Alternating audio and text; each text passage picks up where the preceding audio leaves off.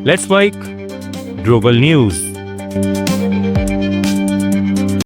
नमस्कार, let's mic global news में आपका स्वागत है। मैं हूं राखी जैन। इजरायल ने शनिवार को ईरान के दक्षिणी खुजेस्तान प्रांत में स्थित मै शहर पेट्रोकेमिकल स्पेशल इकोनॉमिक जोन पर हमला किया है। फॉर्स न्यूज एजेंसी के अनुसार इस इलाके में कई विस्फोट हुए, जिसके बाद घटनास्थल से धुआं उठता देखा गया।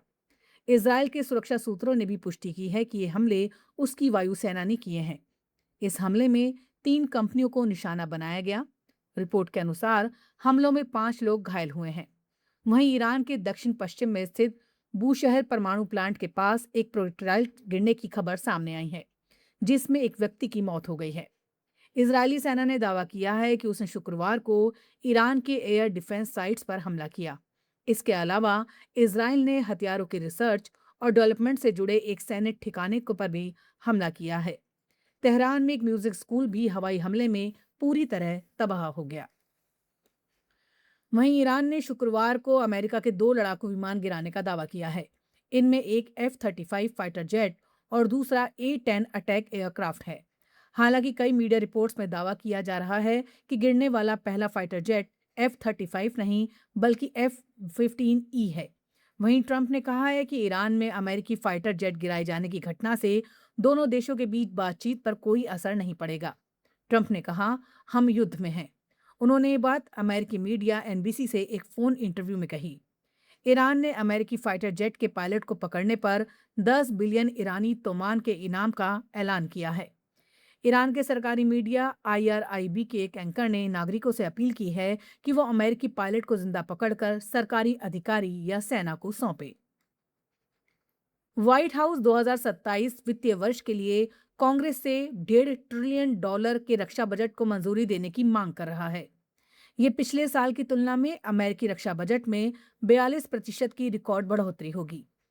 अगर कांग्रेस इस बजट को मंजूरी दे देती है और इसे लागू किया जाता है, तो ये आधुनिक अमेरिकी इतिहास का सबसे बड़ा रक्षा बजट होगा। हालांकि रक्षा खर्च बढ़ाने का ट्रंप का ये कदम ईरान के साथ मौजूदा संघर्ष शुरू होने से पहले का है और ये ट्रंप प्रशासन के घरेलू उत्पादन और बड़े प्रोजेक्ट्स पर फोकस को दिखाता है। इसमें उनके प्रस्तावित golden dome missile defence system के लिए भी फंडिंग शामिल है, जिसका मकसद अगली पीढ़ी के हवाई खतरों से अमेरिका की रक्षा करना है। नासा ने चांद के चारों ओर अपनी यात्रा पर जा रहे आर्टेमिस 2 के क्रू की ओर से ली गई पृथ्वी की पहली हाई रेजोल्यूशन तस्वीरें साझा की हैं। नासा के मुताबिक मिशन के कमांडर रिड वाइजमैन ने ये शानदार तस्वीरें उस समय ली जब क्रू ने अंतिम इंजन बर्न पूरा किया। इस बर्न ने उन्हें चांद की दिशा में आगे बढ़ाया। पहली तस्वीर को हेलो वर्ल्ड नाम दिया गया है। इसमें अटलांटिक महासागर दिखाई देता है, जिसके चारों ओर वायुमंडल की हल्की चमक है। इस दौरान पृथ्वी सूर्य को आंशिक रूप से ढकती हुई दिखती है और दोनों ध्रुवों पर हरी ऑरोरा रोशनी भी दिखाई देती है। इस तस्वीर में पृथ्वी हमें उल्टी दिखाई देती है, जिसमें बाईं ओर पश्चिमी सहारा है और आइबेरियन प्रायद्वीप नजर आते हैं, जबकि दाईं ओर दक्षिण अमेरिका का पूर्वी हिस्सा दिखता है।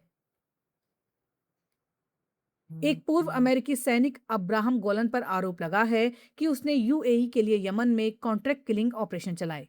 इसके बदले उसे हर महीने करीब $15 लाख मिलते थे। न्यूज एजेंसी AP की रिपोर्ट के मुताबिक गोलन ने अमेरिकी नेवी के पूर्व अधिकारी इसाक गिलमोर के साथ मिलकर स्पीयर ऑपरेशंस नाम की एक प्राइवेट मिलिट्री कंपनी बनाई थी। इसमें अमेरिकी स्पेशल फोर्स के पूर्व सैनिक शामिल थे। आरोप है इस कंपनी ने UAE के साथ मिलकर यमन में टारगेटेड हत्याएं की और हर सफल मिशन पर उन्हें अतिरिक्त पैसे भी मिलते थे। यमन के सांसद अंसाफ अली मायो ने दावा किया कि 2015 में उन्हें मारने के लिए गोलन को हायर किया गया था। गोलन ने एक इंटरव्यू में माना कि वो ऐसे ऑपरेशन चला रहा था, लेकिन UAE ने इन सभी आरोपों से इनकार किया है। पाकिस्तान ने अप्रैल में UAE का $3.5 अरब का कर्ज चुकाने का फैसला किया है। तय शेड्यूल के मुताबिक 11, 17 और 23 अप्रैल को अलग अलग किस्तों में पूरा पैसा लौटाया जाएगा। ये फैसला ऐसे समय लिया गया है जब देश के विदेशी मुद्रा भंडार का बड़ा हिस्सा पहले ही दूसरे देशों की मदद पर टिका है। पाकिस्तानी सरकार कुछ कर्ज को निवेश में बदलने की कोशिश भी कर रही है, लेकिन अभी बातचीत जारी है। ये कर्ज पाकिस्तान को अलग अलग समय पर मिला था। ग्लोबल न्यूज में फिलहाल इतना ही। नमस्कार। आप सुन रहे थे let's mic more than radio.